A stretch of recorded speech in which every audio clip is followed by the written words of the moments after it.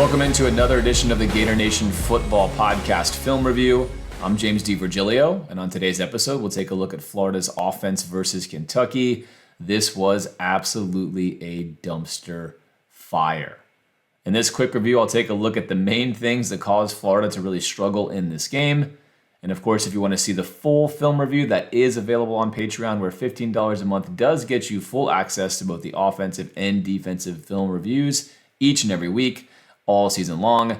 I know what some of you, perhaps most of you, maybe even all of you are thinking, which is why in the world would I want to watch any more plays from this team? And I definitely can't blame you. There is, of course, a translation to learning football in general and knowing football across the board with good, the bad, and the ugly when it comes to plays.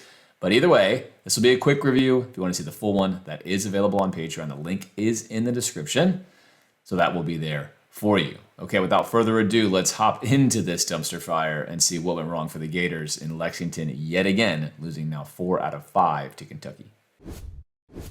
Third down and 12 now for the Gators. Sim pressure look here from Kentucky. We have seen in the film review all year long. This has really tripped up the Gators. Just going to bring 4. There's your 4. Drop back in coverage. Going to drop 7 here. Nice clean pocket. O-line handles this. No free runners. Super clean pocket. Plenty of time. Driving forward on this throw. Again, leaning forward here. Right. This is better from DJ. This is not perfect technique yet still, but we're seeing so far in this a focus on leaning forward, only that we're driving it right here to your underneath robber defender. He's going to drop that, but we're going to get it right from the backside. 14 with the pick. Kentucky off and running. Nothing. First quarter. DJ Lagway already throwing interception on what is a very, very poor choice by DJ. All right, same play, different angle. Looks like cover 3 from Kentucky early on. A defense that has stymied Florida in certain times this year, despite the fact that really, of course, cover 3 can be a great defense, but especially the way that Stoops tends to run it. He's generally, when he shows you something like this pre-snap, he's generally not going to roll into something different. Right? They might mess with their pattern matching underneath here, but oftentimes they're not going to give you a cover 3 look like this pre-snap and roll out of it post-snap. And they're not going to here either. This is straight cover 3, and Florida in this case going to elect to run some Billy Napier special right here. Hitches all at the sticks. I wish this staff would ditch this play. Every possible other staff knows the Gators run this all the time. Let's just get to the sticks and sit here, and it is a bad idea versus cover 3 anyway. It's 3rd and 12. These guys are dropping, but they're going to be glued onto that route, as you see. And now, as you're going to see here, there is a window, right? That's what DJ's looking at. This is where the ball's got to go. You got to take this here because they're sinking onto this. I'll show you that in a second. But, a lot of the picks with Lagway range from horrific to, understandable. This is understandable. He needs to anticipate this throw if he wants to make it. He could make this throw if he rips it before his head turns and puts it on his face mask, as the ball's got to already be in the air. Right now, you got to let go of the ball. Go the ball right now, right? You see the grass, you know he's hitching here, and you've got to beat this underneath defender who's reading this. Now, these guys are not in good position, right? That's not a teach tape here for Kentucky. You want him to be out here, and you want him to be right here. So, not great by Kentucky there, but clean pocket from Lagway. He anticipates the throw. Like right here, he's bouncing. There's the pat again. I don't like the pat, right? I just don't like the pat. You can pat the ball, but the way DJ pats the ball, I'd rather have him hit his foot and rip this throw.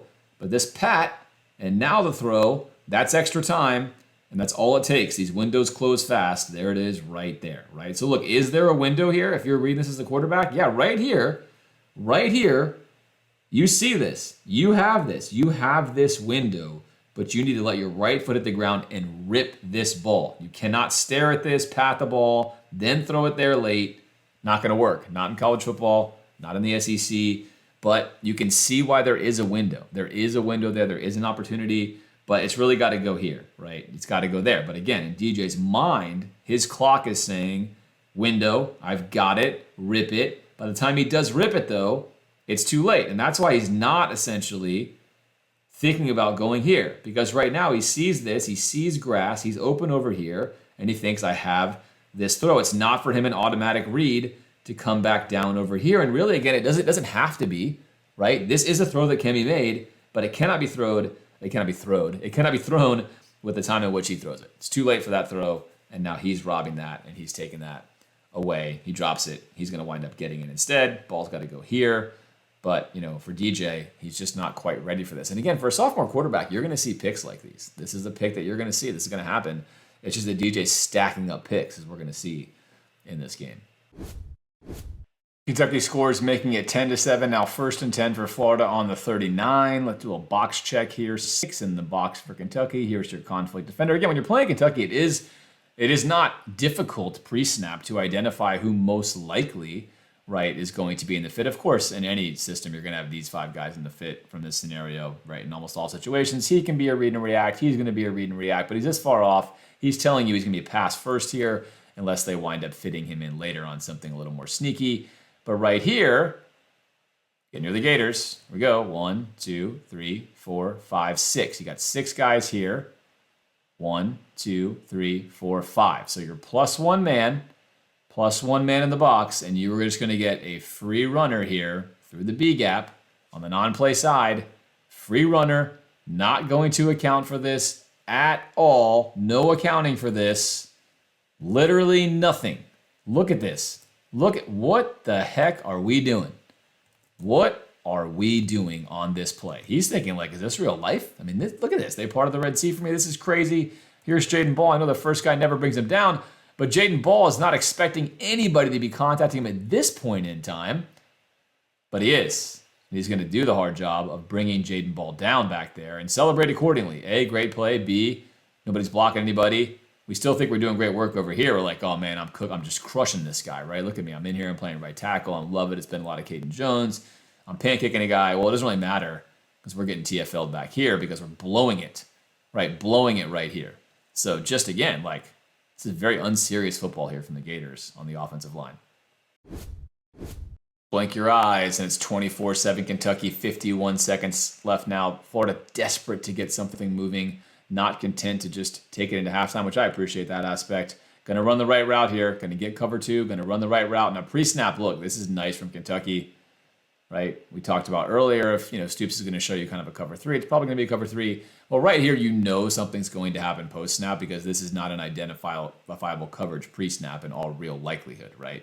You could get these 3 guys dropping into a cover 3. Of course, you can get a cover 2. You can get a cover 4. You can get anything from this look.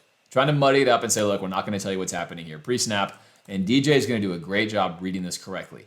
Unfortunately, DJ is going to do what he's been doing from a clean pocket, which is throw the ball too high and also off target, right? We talked about this earlier. These throws are just jumping off of his hand high and just unbelievably inaccurate. I mean, that is a horrific miss from 2. Former 5-star quarterback, highly heralded guy that was dropping dots and dimes all over the field last year. The students were chanting DJ Lagway in the stadium, has now led to throws like that. It is truly baffling. Is something wrong with his shoulder? Is something wrong with his lower body? I think something is wrong with his shoulder for sure. Too many things are different mechanically for him that are not working out. And man, frustrating set here as DJ does usher Kentucky out of bounds, but now Kentucky well set up in Florida's red zone. Things are not going well in Lexington. All right, same play, different angle. Look, DJ, he reads this out perfectly. Right here, bingo, cover 2. Cover 2, going to get a Tampa 2 look here. We're going to have him dropping into this hole. That is the weakness in cover 2. You got to address that, whether you want to run with it here and match, you want to sink a guy all the way back. Either way, that's the weakness in cover 2. Florida does have this route on. Now, in cover 2, obviously, DJ dropping back, reading it out, right foot hits the ground, climbs the pocket. Everything here is fine. I'm fine with all this stuff. This is crazy, though. This is a crazy look, right? Crazy look. As a quarterback, this ball's got to be thrown. He's bending this regardless, but it's got to be thrown in between both of these safeties. Now, in a perfect world, right, DJ's able to ID with his eyes where this safety is, and oftentimes on this play, this is the safety that will get you.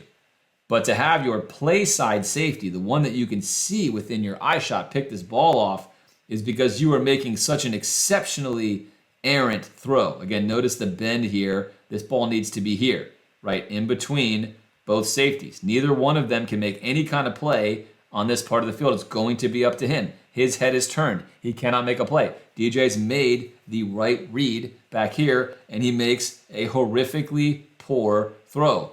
I mean, I cannot explain to you how horrifically bad that throw is. He's on the right hash. He knows he has cover 2. He knows his target window has got to be somewhere in here. The ball's got to be somewhere in this lane, moving on the field. It cannot ever go to this hash. It cannot do it. It cannot go to that hash. The safety is going to be close enough to make a play there. And he airmails this thing. Embarrassingly bad ball. Clean pocket. Plenty of time. That's sick. That's just sick stuff from 2. And at this point in time, we said it early on this year. We've said it on the podcast all along. We've said it here on the film review. These issues are not going to get fixed this season. We said that. We knew that. He's too flawed right now fundamentally and technically. And again, the throwing motion stuff, whatever's going on there, it's not working, right? It's just not working for him. I don't know if he's injured or not. I'm going to keep saying that. I just don't know. What I do know is that is not working. This is not the guy that we saw on film last year making vertical throws at one of the highest rates in the country. He's now putting stuff like this on film each and every week. It is a drastic difference in downfield accuracy. 3rd down and 9 now. This is my favorite Trel play of the game, primarily because of the reads that he makes on this particular play and then the throw he actually winds up making. So let's watch here. Open up read up top right now as we're doing our drop. Going to read up top, see what we got here. That's going to be a no-go, but nicely done there. Read that. Don't like that. Right foot now hits the ground. Let's get to our second read here. Snap our head, identify the safety, then get to your read here on the inside. Check that out. See the read, not going to be there. Great. And now let's go to our 3rd read. Reset the feet, align where we want to go. Good pocket here. Step up in the pocket some, let it rip. Nicely done. It's really, really nice stuff here from Trel. Get to this 3rd read, deliver this ball, and we got to have a catch here, right? Got to have a catch, VB3. We just don't quite hang on to it. There it is. Even before the contact's coming, we're losing it, right? Ball's already coming out. Got to have something here. Got to help out your quarterback receivers. Can't help them out there on 3rd down or not, but I love everything I see. And of course, you see VB3's frustrated here, right? A little clap action here. Frustrated. There it is. I love everything I see there from Trel. That's really, really nice work. Moving from the top to the middle down to your 3rd receiver. Good stuff there from a true freshman. 4th and 9 now, last play of this film review. Florida's not going to run a concept here that I really like at all in this situation on 4th down and 9. Not a lot to this one here. And again, the plea for this staff to run option routes is it doesn't matter. This season is all for naught. It'd still be nice to beat some teams like, Tennessee and Florida State. But, man, obviously you like to see some more versatility with your routes. And here's obviously why, right? Florida opening up here, Trel reading this side of the field. That's going to be absolutely no-go.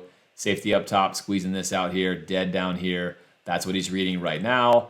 That is not there. And now you're going to sneak your running back out of the backfield, and he is coming down on this, but you've also got a slant route coming in here, where in reality, if you give him an option route, he can just sit right here. He just sits right there, and Trel just, sticks that in, and we got a 1st down. It's not what Florida does. He's got to run that slant route, and you can see that he's going to turn it upfield right now because he recognizes, of course, he's running into a defender. Whether or not he even should be doing that is anybody's guess. Trel, clean pocket here, just decides, whatever. I got nothing. I'm going to take this down here to my check down, get rid of the ball on time, which he does. Gets rid of it on time. There's your check down.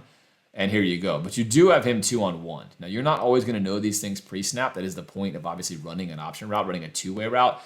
You're not talking about having to give every receiver option routes either, right? You're able to key to a certain side that you might have your slot receiver in a situation either running, in this case, a slant, right, or a sit. Right, you can tag that either way. You can do this stuff in high school, obviously. This is not something that requires, college football to run it. High school teams across the country will run option routes in certain situations, giving their receivers the very obvious choice of either sitting or running the route. So not complicated there. Florida does not do that, as I keep mentioning here, and they miss an opportunity. Trel does the right thing. I mean, he's got to hit the check down there. That's what he has. Reads aren't open, check down, and that's it. That's all she wrote. Put this baby to sleep. Florida will go down 38-7 to Kentucky. Kentucky fired up as they should be. They own Florida now, 4 of the last 5. Thank you, Billy Napier, for being an absolute loser when it comes to playing Kentucky. Appreciate that. Interim staff can't get it done. And here we are, facing down another season, perhaps, with no bowl game. Now, bowl games don't matter as far as excitement for us Florida fans. They do matter for practices. They do matter for team continuity. There are a lot more reps. And as Florida looks to find another coach, it would be nice to keep the team together in that very important offseason window rather than having no actual team activities. And an easy way, of course, to have your guys get poached or get talked to. But regardless, this is the bed that Billy Napier's made for the Gators.